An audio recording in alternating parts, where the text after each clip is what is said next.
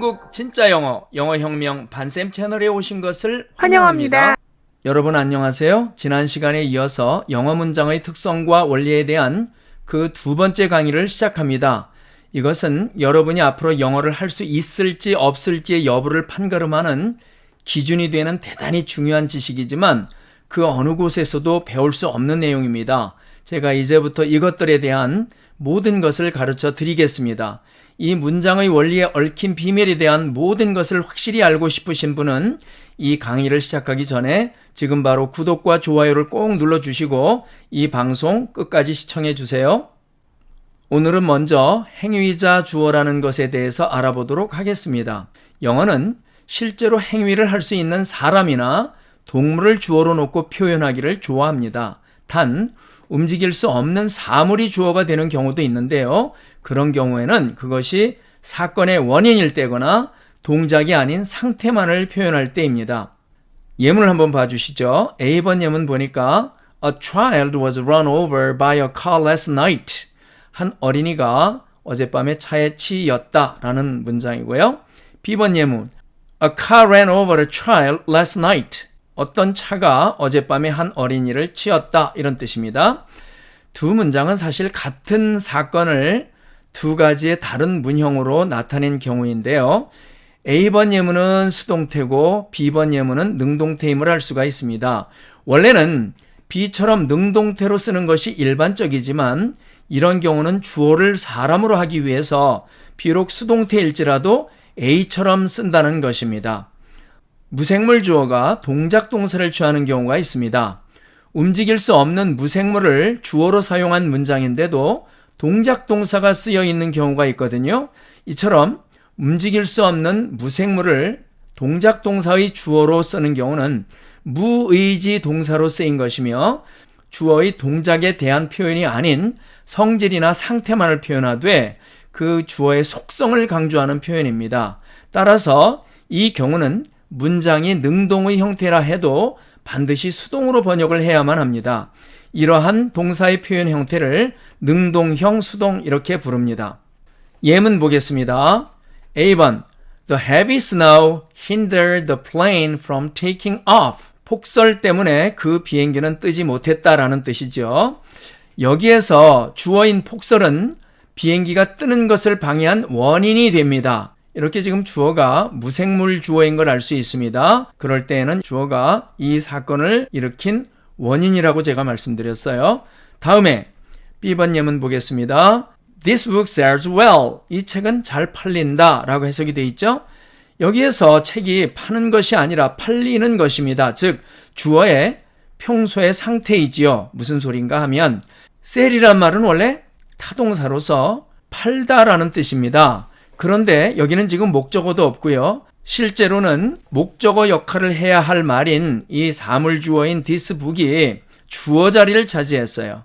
그래서 이때에는 지금 이 책이 판다라는 뜻이 아니라 이 책이 잘 팔린다. 즉 이 책은 잘 나간다 이런 뜻입니다. 즉 이 주어인 this book의 속성, 성질을 나타내는 것이지요. 자, 그러면 여기 참조 예문 보겠습니다. The book was sold yesterday. 그 책은 어제 팔렸습니다 라는 뜻이죠. 수동태로 썼습니다. 이것은 실제로 책이 팔렸다라는 얘기를 나타내기 위해서 일부러 수동태를 쓴 것입니다. 그래서 여기서는 책이 실제로 팔린 겁니다. 즉 일회적인 수동적인 동작을 표현하는 것입니다. 이 차이가 이해가 되시나요? 자, 그 다음에 His novel reads well. 그의 소설은 잘 읽힌다. 여기서도 소설이 읽는 것이 아니라 읽히는 것입니다. 즉 주어인 his novel의 평소의 상태를 표현합니다. 자, 그 다음에 D번 예문 Nylon socks wash well. 나일론 양말은 잘 빨린다. 즉 세탁이 잘 된다는 뜻이지요. 이 문장에서도 나일론 양말이 세탁을 하는 것이 아니라 세탁이 되는 것입니다. 따라서 이 경우도 결국 주어인 나일론 양말의 근본적인 성질을 표현하는 것임을 잘 알 수가 있습니다. 이와 같이 능동형 수동의 형태로 주어가 가진 근본적인 성질이나 일시적인 상태를 표현하는 데 쓸 수 있는 동사들은 다음과 같습니다. read, 읽히다, say, 말해지다, sell, 팔리다, catch, 걸리다, tear, 찢어지다, open, 열리다, peer, 벗겨지다, wash, 세탁되다, compare, 비교되다, fill, 채워지다 이러한 동사들입니다.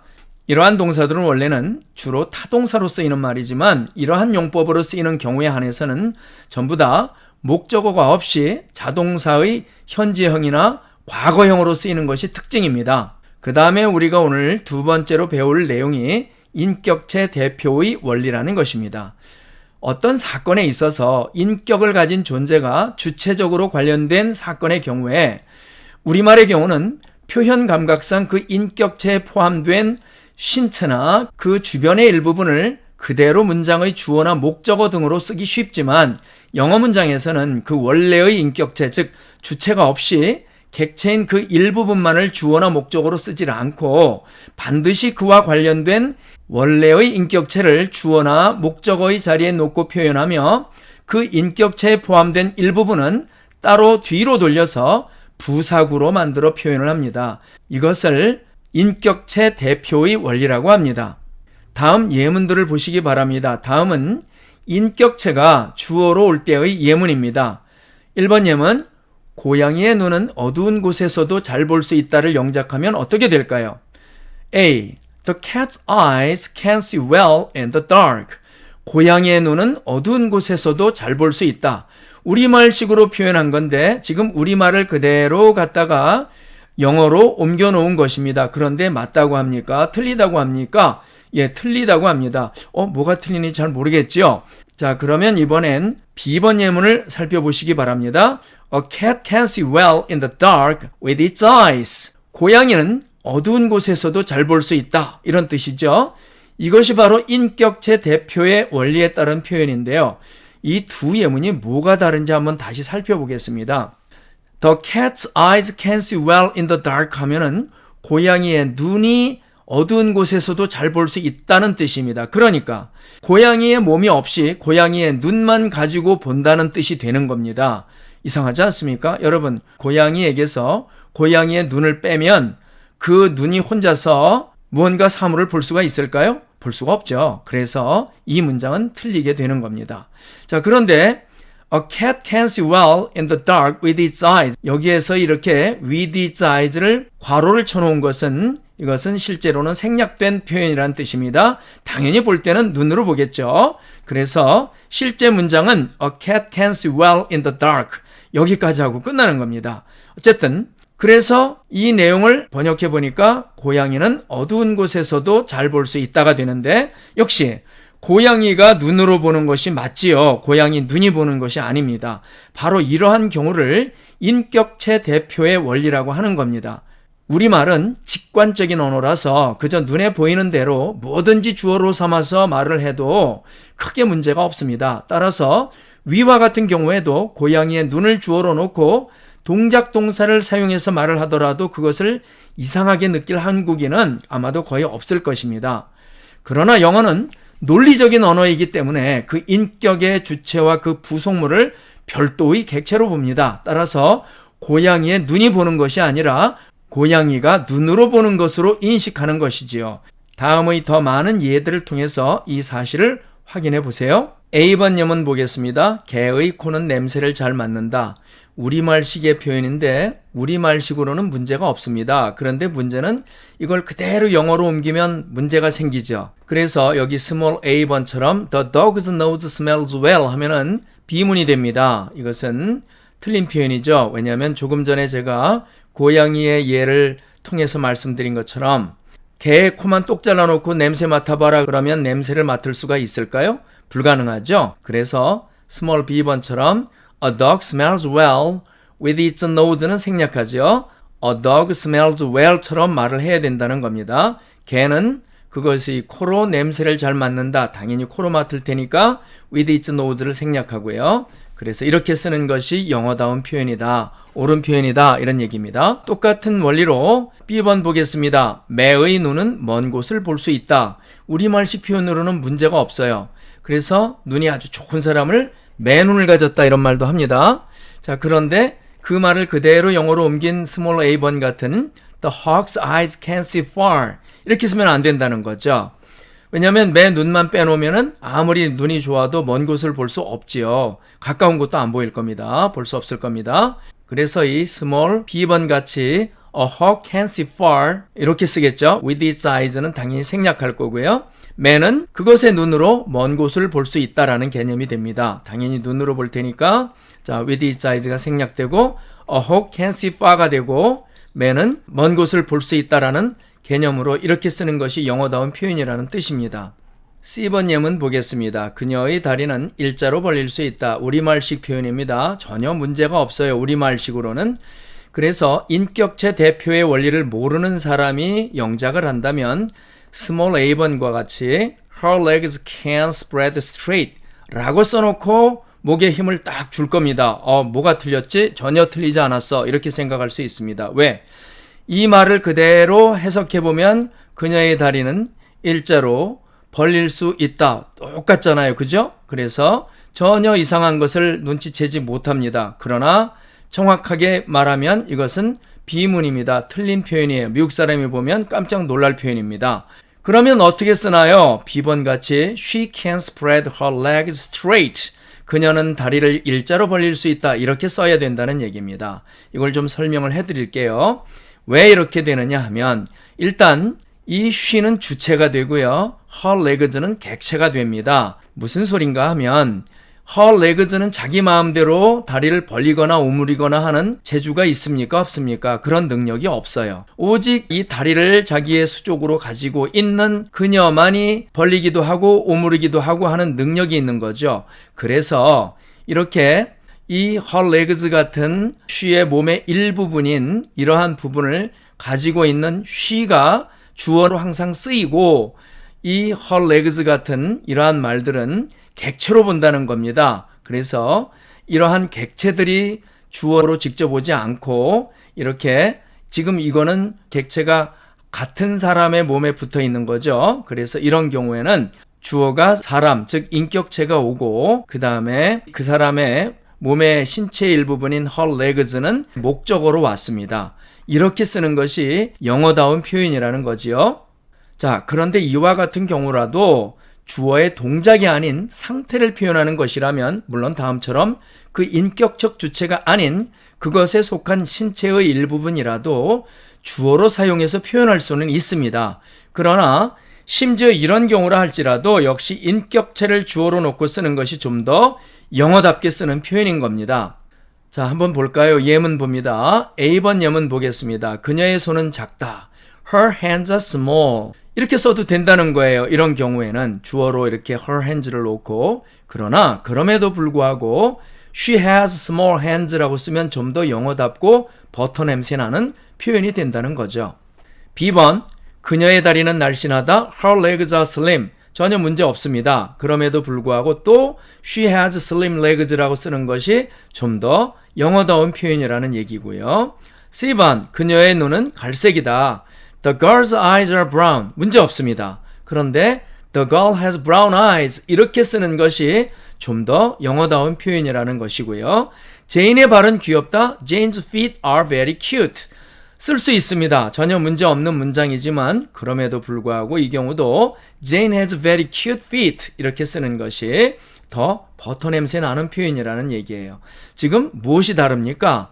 이 왼쪽에 있는 표현들은 전부 다 신체의 일부분이 주어가 됐어요. 그리고 그것은 상태 표현인 까닭에 그냥 비동사 써가지고 어떻다라고 소개를 했기 때문에 문제는 없는데 자 이런 경우에 이렇게 쓰는 것보다도 이렇게 she has small hands처럼 주어 자리에 인격체를 쓰고 그 인격체가 가진 신체의 일부분은 이렇게 목적어로 돌려놓고 쓰는 것이 더 영어답다 이런 뜻입니다. 전부 이렇게 몸의 일부분을 무엇으로 돌려놓았습니까? 예, 목적어로 돌려놓았죠? 이것이 더 영어다운 표현이다라는 말씀입니다.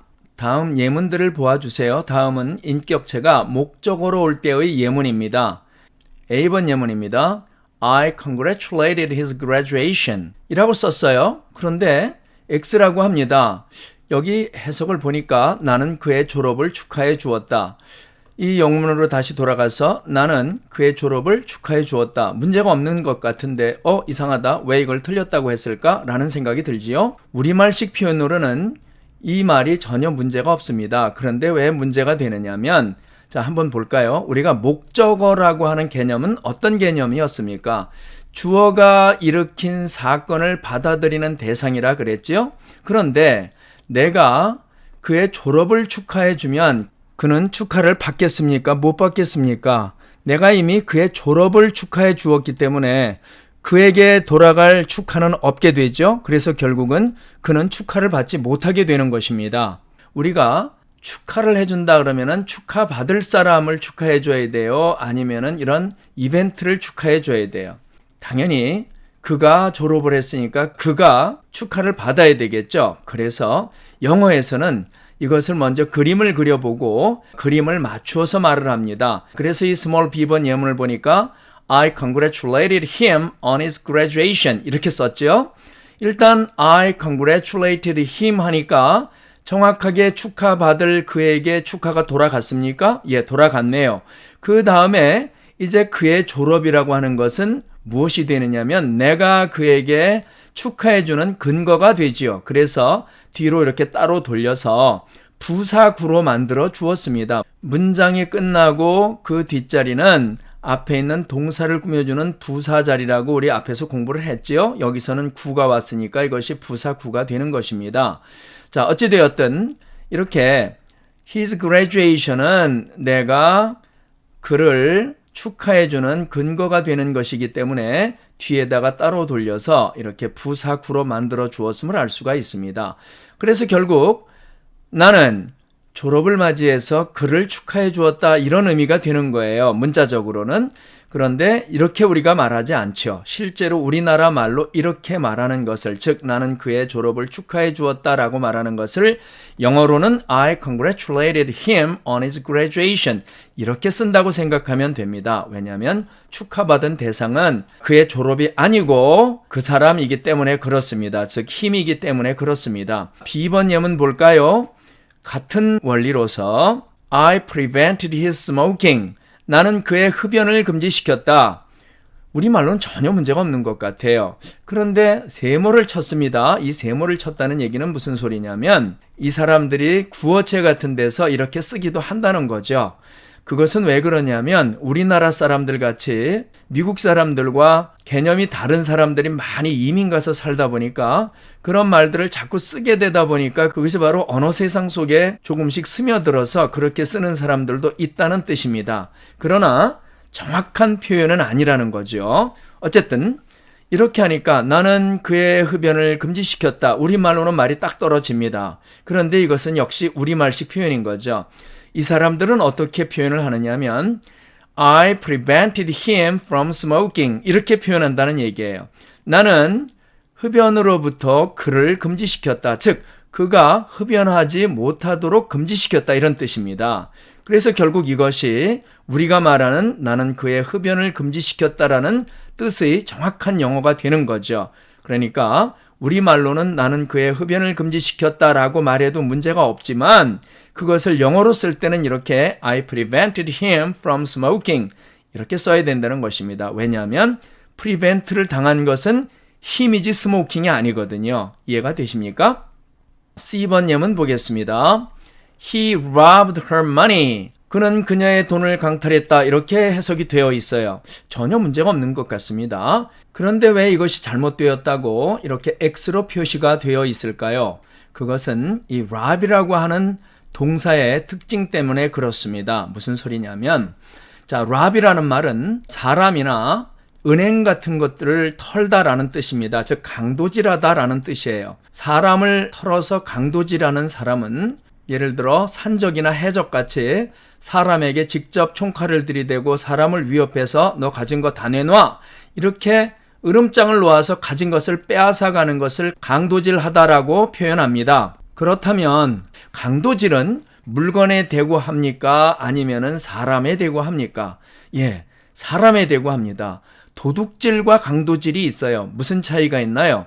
도둑질은요, 물건을 훔쳐가는 것을 도둑질이라고 합니다. 그래서 steal이라고 하죠. 영어로는 steal의 목적어로는 물건이 옵니다. 그러나 이렇게 rob의 목적어는 rob은 강도질하는 것이기 때문에 그 뒤에 이렇게 물건이 오지 않고 사람이 와야 합니다. 그래서 B처럼 He robbed her of her money. 그는 그녀에게서 그녀의 돈을 강도질해서 빼앗아 갔다는 얘기죠. 이렇게 해서 빼앗긴 대상은, 즉 강도질 당한 대상은 그녀입니다. 그녀를 털어서 그녀가 가진 돈만 떼어서 가져갔죠. 여기 of라는 말을 썼는데 이 of는 off의 약한 뜻입니다. 원래 이 her money는 her가 갖고 있었겠지요. 그런데 그것을 떼어서 가져갔다 이런 뜻입니다. rob의 결과로서 그렇게 된 거죠. 그래서 이러한 경우는 B번 같이 he robbed her of her money처럼 써야만 옳다는 얘기입니다. 이해가 되셨나요? D번 예문 보겠습니다. My father yelled at my mistake. 해석을 보니까 우리 아버지는 나의 잘못을 꾸짖으셨다. 이렇게 해석이 되어 있는데 우리말 해석 그대로를 한번 가지고 영어 문장을 다시 가보니까 My father, 우리 아버지는 my mistake, 나의 잘못을 yelled at, 꾸짖으셨다. 전혀 문제가 없는 것 같아요. 그런데 왜 X일까요? 자, 이것은 이제 뭐가 문제가 되냐면 아버지가 지금 나의 잘못을 꾸짖으셨다라는 말은 우리말식 표현으로는 전혀 문제가 없습니다. 그런데 지금 아버지가 나의 잘못을 꾸짖으셨다는 이 내용의 깊은 속뜻은 내가 뭔가 잘못한 게 있어서 내가 아버지한테 혼났다라는 얘기 아니겠습니까? 결국은 아버지가 꾸짖으신 대상은 납니까? 나의 잘못입니까? 나의 잘못은 아버지가 나를 꾸짖으신 이유일 뿐이죠. 실제로 욕먹은 사람은 나 자신 아닙니까? 그래서 영어로는 이렇게 B번처럼 My father yelled at me for my mistake 처럼 써야 옳다는 뜻입니다. 여기서 보니까 My father, 나의 아버지는 for my mistake, 나의 잘못 때문에 me, 나를 yelled at, 꾸짖으셨다. 이렇게 지금 말하고 있어요. 이것이 영어다운 표현이라는 거죠. 그러니까 아까처럼 주어와 목적어 사이에 그림이 맞습니까? 안 맞습니까? 그림이 맞죠. 이렇게 그림을 맞춰놓고 나의 잘못은 어차피 무엇입니까? 아버지가 나를 꾸짖으신 이유지요. 그래서 문장 끝난 뒤에다가 이렇게 부사구로 만들어서 써놓았음을 알 수가 있습니다. 바로 이렇게 쓰는 것을 인격체 대표의 원리라고 말하는 것입니다. 2번 예문도 또 보겠습니다. He hit my head. 그는 나의 머리를 때렸다. 얼핏 보면요, 문제가 별로 없는 것 같아요. 그가 내 머리를 때렸으니까 이렇게 쓰는 거 아닌가요? 맞는 것 같지만 이것도 역시 그가 때리기는 때렸어요. 근데 누구를 때렸냐면 나를 때렸고 맞은 부분이 on the head, 머리 부분이 맞도록 나를 때린 거죠. 만약에 그가 나를 때려서 내가 만약 그 사람을 고소한다면 내 머리가 고소할까요? 내가 고소할까요? 내가 고소를 하죠. 그래서 인격체와 인격체 사이에 히트라는 이러한 사건이 발생했기 때문에 He hit me on the head처럼 이렇게 써주는 것이 영어다운 표현이라는 얘기입니다. 그래서 그림을 맞춰보니까 그가 때리기는 나를 때렸는데 좀 더 디테일하게 들어가 보니까 나를 맞춘 부분, 나를 때린 부분이 내 머리 부분이었다라는 이러한 얘기입니다. 그래서 그는 머리 부분이 맞도록 나를 때렸다. 이렇게 되는 것이 영어다운 표현 방법이라는 것입니다. 왜냐하면 맞은 것은 나이거든요. 물론 맞은 부분은 머리이지요. 그러나 이것은 2차적인 얘기이기 때문에 이처럼 뒤로 돌려서 부사구로 만들어 표현하고 있음을 알 수가 있습니다. F번 예문 볼까요? I shot his heart. 나는 그의 심장을 쏘았다. 우리말로는 전혀 문제가 없는 것 같아요. 자, 그런데 이 말은 마치 어떻게 되느냐면 그림을 그려보면 여기 심장이 있고 그 심장을 땅 쏜 것 같은 그런 느낌이 됩니다. 그래서 물론 구어체 같은 데서 이렇게 쓸 수도 있어요. 그러나 이렇게 쓰는 것은 영어다운 표현은 아닙니다. 그래서 결국은 내가 그의 심장을 쏘아서 그 사람이 죽었다면 그 사람을 죽였다고 합니까? 그의 심장을 죽였다고 합니까? 당연히 그 사람을 죽였다고 하겠죠. 그래서 살인자로 붙들려 가겠죠. 그렇습니다. 그래서 B번처럼 I shot him in the heart 이렇게 쓰는 것이 영어다운 표현이라는 뜻입니다. 그래서 나는 심장에 맞도록 심장의 범위 안에서 그 사람을 쏘았다. 그렇게 쓰는 것이 영어다운 표현입니다. 왜냐하면 사격당한 대상은 힘이기 때문입니다. 이해 갔죠? 물론 맞은 부분은 어디입니까? 심장이니까 이 부분은 또 뒤로 돌려서 디테일한 부분을 부사구로 이렇게 부착해서 설명하고 있음을 알 수가 있습니다. G번 예문 볼까요? I held his hand. 나는 그의 손을 잡았다. 여기 보니까 세모를 쳐놨습니다. 아까 세모의 의미를 가르쳐 드렸죠? 구어체에서 이렇게 쓰기도 합니다. 나는 그의 손을 잡았다. 쓰지만 실질적으로 이 경우도 그의 손을 잡았으면 내가 누구를 잡은 셈입니까? 당연히 그를 잡은 셈이죠. 그래서 B번같이 I held him by the hand 처럼 쓰는 것이 영어다운 표현이라는 거죠. 그래서 나는 손으로써, 즉 손에 의해서 그 사람을 잡았다. 그 사람의 손을 잡았다가 영어로는 실제로는 이렇게 쓰는 것이 버터 냄새 나는 진짜 영어라는 거죠. 왜냐하면 물론 내가 그 사람의 손을 잡았지만 잡힌 대상은 그 사람이잖아요. 그래서 I held him 하고 쓴 것은 이 held라고 하는 사건이 나와 그 사람 사이에서 일어났고 그 사람을 잡는 방법이 손에 의해서 이렇게 일어났다는 것을 by the hand가 나타내주고 있는 거예요. 그래서 이것을 부사구로 처리했음을 알 수가 있습니다. 이해가 되셨나요? 영어 문장의 특성과 원리에 관한 개념과 내용이 잘 파악이 되셨나요? 이 영어 문장의 특성과 원리 강좌는 4편까지 시리즈로 제공이 됩니다. 시리즈가 끝날 때까지 모두 봐주시고 이 강좌가 마음에 드셨다면 지금 바로 구독과 좋아요를 꼭 눌러주시기 바랍니다. 그러면 앞으로 제가 정기적으로 올릴 모든 컨텐츠를 자동으로 받아보실 수가 있습니다. 저는 모든 댓글을 읽습니다. 그러니 댓글도 꼭 달아주세요. 긴 시간 들어주셔서 대단히 감사합니다. 다음 강좌에서 또 뵙겠습니다.